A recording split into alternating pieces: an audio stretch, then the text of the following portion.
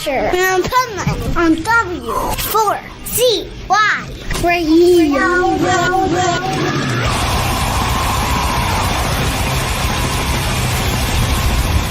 This is the Pipeman here on the Adventures of Pipeman W4CY Radio, and I'm very excited about our next guest because she is a badass, and so is her music. And so let's welcome to the show Lariyah from DieveNoire. That's right. Hi. Did I pronounce it okay? Because hate if no worries. It's Lariyah, and the band's name is DieveNoire. It's nothing to worry about. Oh, I always worry about that. I was going to even ask you beforehand, but I'm like, okay, I think I know, but it's not a problem. So, welcome to the show, and Thank you. I just want to talk right off the bat about I don't give a fuck. Yes. So tell me, there's a lot of that going on in the world. Tell me your version of that. Oh man, where to even start? I guess starting from your own little tiny world when you're dealing with your own personal things happening, all the way to at least trying to enter social media from every single level and angle. There's always something that really drains you and pushing you to different edges of your sanity, in my opinion. And this was a slight, maybe a manifest of just saying that, you know what, I can't deal with any of that. It's time to really refocus, stop caring about the world's negative intention towards you, and just do your own, and I really, really hope that people start believing in what they're saying, because there's so many of them saying that, oh, well, you know what, I don't give a fuck, and then they cry in the corner because they really do give a fuck. So I feel like we need to start being able to talk openly, to be ourselves, instead of catering to anybody else's opinions just to fit in. Oh, absolutely. Because the bottom line is, this is why I found out. Everybody else does what they want to do. Mm-hmm. You might as well do what you want to do, regardless of what they say. Exactly.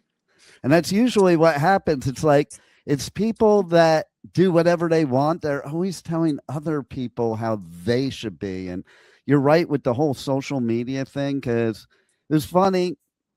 One day I was talking to my youngest daughter, and I was like, some days I just want to drive down the road and take my phone, my computer, my iPad, and throw it out the window and keep driving. She's like, Dad, who are you kidding? You're just as addicted as anybody. I'm like, yes, I am.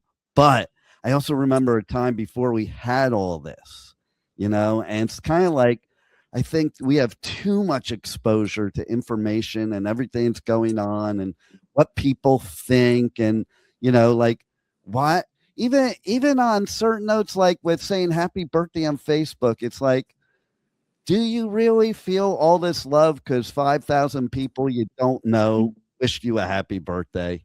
Or is it just because you have to, because you're obligated to? Exactly. Right. Exactly. And, I have actually this habit. If it's people that I really do like in my life and they're close to me in my life, I wish them happy birthday via phone or text, and I do not do it on Facebook. And that's great. That's very right? good. Real life. And of course we needed it all, but that's where your message and your music can tell us that maybe a little moderation, be yourself, don't worry about what others think. And you know what? Post whatever you want, say whatever you want, as long as you're not trying to hurt people intentionally and you're trying to be a good person. That's all I give a fuck about. But to be quite fair with you, I would much rather to see somebody's absolute true colors. So even if you're really intending to offend somebody or post who you really are, I prefer to see that, because that way I'll know you better. So I understand that everybody's trying to be all sheltered and being under this big giant wall, like, oh God, I cannot really do anything to show who I really am. Either I'm a total piece of shit or this wonderful person. So if I'm a piece of shit, I just don't want to be canceled. But if I'm too wonderful, I don't want to be used by people. So there is always all of those limitations that unfortunately the world is giving us. That's why that song I Don't Give a Fuck is more of course, it's more like a metaphoric way of taking it, because it starts at the bar, like you're taking another shot and another shot, which in the song it means another shot of whiskey or whatever, but technically it is another shot as a bullet to your head, because you're being torn between everything to belong. So,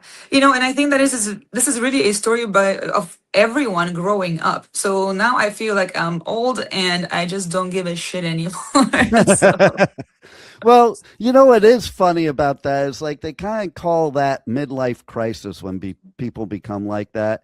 I don't mm, call it a crisis at all. I think it's finally you realize you don't have to prove anything to anybody and just live your life the way you want to live it. And you're so right. I agree with you. Like I always say all the time, I'm originally from New York and New Jersey, and mm. I hate when Southerners like act like they're my best friend and they're not. Like, And then don't talking shit behind. Yeah. totally. Like, don't say bless your heart. Just say fuck you. Okay. Like, if you mean Yes. fuck you, just say fuck you. I'll respect that a lot more. Okay. And I'm it right there is, with you. you'll love this story because I was with somebody near the studio one day that's a friend of mine. She was talking all this shit about this other girl, and like it's small town, and the other girl walks up and she jumps up and gives her this big hug like it's her long lost best friend. And Yeah. then after the girl walks away, I was like, what the fuck was that? Oh, she's like, oh, I was just being nice. I'm like, no, being nice would have been, hey, how's it going? And that's it. Not acting like you're her best friend when you were just talking shit about her. Like, Exactly. if you can say it behind her back, say it to her face. I'll say it to somebody's face first. Then I That's can talk around. 100%. I was just having a conversation also with my very dear friend and saying like, listen, it's like, I'm not even talking shit. I first am going to tell you, and then I'm going to take it to another friend that is asking about you, because I'm really concerned, in fact. So if I actually did not give you shit, it means that I just don't care. But if I actually talk about it, it means I do care. But see, and speaking of that, actually, that starts a really cool subject of this whole worry about social media, etc. Meaning like people are trying to hide who they really are to get better likes, better clicks, etc. And they're starting to use even the stupid AI just to make their songs more popular. And you know what? I prefer to be hated for who I really am and the music that is actually real personality, and then just to be loved for who I'm not. And unfortunately, you keep seeing that over and over in every party, in every show. Oh my God, hi. And then, oh my God, look at this bitch, So, oh, the goddamn time. And I love New Yorkers, by the way. And I love all the Eastern side because it reminds me more of the Polish personality. We are also very quick, very temperamental. Well, we can tame up, but we're the quick thinkers, and we also speak our mind, which unfortunately over here in the Midwest and in the South too, it is taken rather negatively, because Yeah. you're supposed to be very soft and like, oh, I'm so sorry. I'm like, well, but I wasn't though. Right. I live in South Florida, and people say, oh, New Yorkers are rude. I'm like, no, No, honest. at least you know where you stand. Like I'd rather know where I stand with somebody. And then if I want to associate with them, at least I know what I'm dealing with. Hmm. And if Right. I don't want to associate with them, I know what I'm dealing with too. Like, and so many people, it's like with dating too.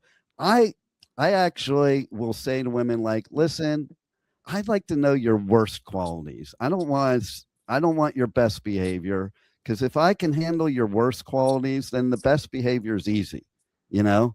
And I'd rather like in relationships I talk about that. It's like just be 100% yourself up front, and then you'll reach the right person. Like even with these online dating sites, I'm like, why do people, when there's millions of people out there, just still lie about who they are and expect to get the right match? Well, that one I cannot really relate to because I've never been on one. Yeah, But it's crazy. It's crazy. but I can only imagine that it can create your entire new personality. So Well, it's just like social media, basically. It's people be who they think you want them to be. And why? When there's millions of people out there, just like on socials, connect with people as they are. So here's the cool thing about your song is the fact that I think musicians have the greatest therapy by creating music. And I think that voice, it's such communication. Like, so basically you can portray your thoughts and be 100% who you are in a song. And I think almost any artist can do that because it's almost like you go somewhere else. It's like an out of body experience when you're writing and performing a song. I do agree with that. And also, from, I suppose, my perspective coming from the metal world and trying something else that I always loved, trying different ways of singing is also very fulfilling because, through metal years, there was definitely way more of this angry vocals. I'm a clean singer. There's only very, very little bit of the harsher ways. However, to be able to adjust your timbre and just do a lot of more even spoken word, if you will, just to be more relaxed and not non-stop perform, and just to make it just casual. It just feels awesome because it feels more realistic too. And you don't have to feel like you have to be on this entire guard. So yes, this is really, really awesome to be able to present your skill in different levels as well. I'm not going to say that the metal part is not going to come back because I truly believe that if you come from that world, it's just hard to just escape for a longer term. So as we are going to be now writing more music, is definitely going to be harder because I've noticed that even during practices and live shows, we're sounding way stronger than the recording. So technically, there will be more of the vocals that I'm more used to. But I just thoroughly enjoy really doing the lighter, softer vocals as well. Because like you said, it's the variety and just being you out there with the resonance of it. Yeah. Yeah, and you know what I really love, like I was listening to this newest song, I Don't Give a Fuck, but then I was listening to Preacher, and it's like two different people, and I love that because to me that's a true artist. Not somebody that just plugs in a formula, especially in metal. You can't just plug in a formula and that's all you do. But Mhm. when like I think too, that's what expression is. You have different moods, different things that affect you. So I think like you should have the softer moments and the heavier moments. And I don't know if I'm combining both of those songs, you're kind of reminding me of Lzzy Hale.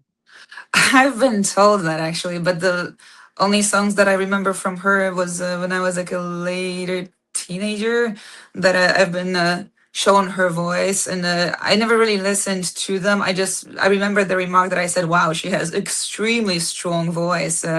She is phenomenal." It's just nothing that I casually listen to.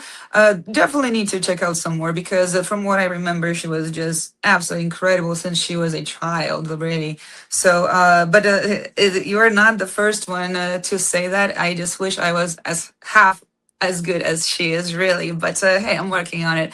But funny you mentioned these two songs. So, The Preacher and I Don't Give a Fuck are the songs that are my kind of way of rebellion. So, I Don't Give a Fuck was, like we mentioned, just really the middle finger to the world. However, The Preacher is the expectations of being associated to the religion and following any religious dogma. And it's not necessarily Christianity. I was born and raised in Poland in Catholic family, but I rather quickly rebelled against it. None of that sounded like something I ever wanted to follow. And I don't think it is a bad thing to step out if you don't feel like a part of it and just being outcasted because of that. But because of being outcasted, I think this is where I ended up, just in the world that actually doesn't really care of whether you are or you're not associated to any of the beliefs. So yeah, that's why it was more of like a grotesque song about seeing the preacher who wants to get you to the church, but then when you turn and he sees your face and all the tattoos, etc., it's like, shh, go away. So yeah. It is some of the rules, let's just say, are ridiculous because, like you said, tattoos. Even in Judaism, like I'm a Jew. In Judaism, it used to be you shouldn't be tatted. Mhm. It's not like that anymore because they realize it's kind of like an outdated thing. It was Mhm. because of a certain reason at a certain time that doesn't exist anymore.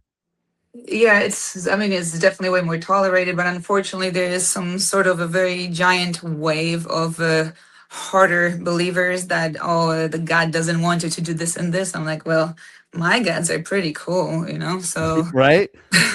I always say that my God is a loving God, not a fear mongering, vengeful Exactly. God. Like, why do Yeah. I want that? You Yep. know, uh, My God parties better than anybody else too. So. there you go. And to your point before too about with the performing live, I think when you're at Rockfest this year, you need to go to their live show because that's where I really got hooked on her. Like I thought the music was good, but then when I saw live and her range of voice live, and I Mhm. think that's why it's so important for people who go to festivals like Rockfest, so they can go check out bands like and that they've never checked out Mhm. before. And I think that's really what brings you to the band because a band like yours, a band like a lot of them at that festival, their live show is a whole nother story. So to be brutally honest, I mostly listen to extreme metal, and I know it sounds weird when you listen to DieveNoire because we sound absolutely nothing like anything like that. But we all enjoy this like stomp the foot kind of music, some guitars, and like old stuff like Johnny Cash, etc. But I've never attended actually like the more mainstream. Well, no, that's a lie. Actually, I have played Notfest like 11 years ago. I believe, yeah, that was 11 years ago. But I only was on the extreme stage with my previous band too, so I'm just not exposed to it. However, I love learning. So with Rockfest, which I only know, let's see, Offspring. I do know of a hailstorm, of course, but I did not even do honestly a lot of research about bands that are playing there, especially that we are playing only Saturday. So I'm going to miss the other days as well. But I think that we're in the best day, and because you mentioned actually a hailstorm, knowing her range, just even from what I remember. So when you are telling me that there is way more to learn, I love learning from others because I feel like artists' life should never have, okay, I've mastered something. I believe that there's always room for learning a lot, and clearly I was not trained vocally of like any expert level. So there's always room for improvement. So I'll be right there in front of the stage for sure. There you go. Well, I'm on the same page as you because, like, I'm into bands like Slayer and, Mhm. Slipknot and Exodus, and I could go on and on. And so that's why I said I was never really, I was like, it was good music, but Mhm. then live. And I think that's true of so many bands, though. It's Mhm. like, even with the extreme music, when you go see a band live, you get it. It's a Like whole different world, yeah. yeah, and I'm upset I'm not going to be able to see your set live because I'm going to be doing coverage at Incarceration this weekend, and I hate when they put festivals on the same weekend. And oh man, I'm actually dreaming to play that, and not only because playing big stage or overall stages, but because it's connected with tattoo world, which I am a tattoo artist. I'm actually waiting on my client that is coming in half hour. So behind you can see the awards Nice. that I have and all that stuff. I'm still setting up my shop, so I'm not gonna show you everything because there's ladders and everything laying around. But yeah, so Incarceration, it is the festival that I was hoping to get one day on it too. So who knows, maybe next year. I'm putting it out there for you. Next year, you could perform and tattoo at Incarceration, right? Let's do that.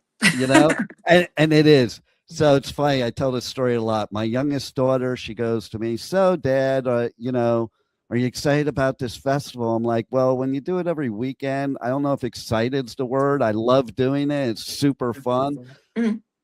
but excited, I don't know if that's the word. And then the first year I did Incarceration, I called her up and I'm like, Now I'm excited. I'm calling from the prison yard of Shawshank. and it is funny because I was hanging out with this other artist early in the morning. We're taking pictures of the prison, and he goes, "Hey, you take my picture, I'll take yours." And look at us, we're fanboying out on Shawshank Prison. That's amazing. Great movie, by the way. Oh, I love that movie, but it's so wild. Like, to be an artist like you and have that as your backdrop for your show, that's pretty freaking cool. Yeah, so let's keep fingers crossed so it happens next year. Putting it out there to Wimmer. He needs to put you guys on next year. I would love to, and I need to pay him a visit anyway to get me on some leg tours, etc. So I just want to keep going. Like, I'm having ADHD, and not being able to be on tours is just a horrible thing. Yeah, I mean, that's the best part of the business, right? Like, some people don't get it. You know, that same youngest artist, sometimes I'll bring her festivals with me, and she'll be like halfway through the first day. She's like, "Dad, I don't know how you do this every week, and I'm already done." Yeah. And I'm like, I need more. You have to love what you're doing. I've been doing a lot of different jobs before, like, for example, restaurant business. I survived under a year because I hate people. Then, for example, working for corporate, when I worked for Harley Davidson bike sales, I also survived a year because I just could not deal with the corporate stuff, etc. That is just not real, you know? So finally finding a job that I like, which is tattooing, it makes it so much easier, and you're happy to do it. So your daughter will probably understand at some point. How old is she? Well, she's 30, going to be 31 in September. Well, then never she's mind. Up there. Okay. Yeah. But she gets it. She gets it. But she's like, she loves the music, and she loves going to festivals, but not the same. Of course. It's like, she needs a rest for like 6 months after one of them. Me, I'm like ready to go. Like, after I do ink, I'm going over to do Bloodstock and maybe Vakken, and then Rocklahoma, and then Louder Than Life, and then Aftershock, and probably others in the middle there. So awesome. Well, hopefully next year I'm going to see you on a couple of those, and hopefully from the stage, not only from the fans' perspective too. Yeah, no, we need you on the stage at like all the Danny Wimmer festivals. I would love to. I'm just putting it out there for you. So is there anything else you want to tell the listeners that we haven't covered already that's coming up for you? And also tell them your socials, your website, all that information, so they could connect with you and see all your music and check out your tour dates and all that good stuff. Oh, the easiest, really, instead of remembering all the social media, is to remember how to spell the band's name and put .com at the end, and the links are already there with merchandise as well. But otherwise, I'm extremely grateful for you to find time to talk to me. I'm extremely honored, so thank you very much. Well, thank you, because you make great music, and I love how brutally honest you are. You're my type of person, okay? It'll get me in trouble one day for sure. It's gotten me into a lot of trouble, okay? But you know what? It's the only way to be, you know? Right. And at least everybody knows our true selves, and that's what counts. And that's what counts as an artist, in my opinion. So you are a great artist just for that alone. Thank you very much, sir. I appreciate that. Thank you for being on the Adventures of Pipeman. Thank you. I'll be talking to you one other day. Thank you for listening to the Adventures of Pipeman on W4CY Radio.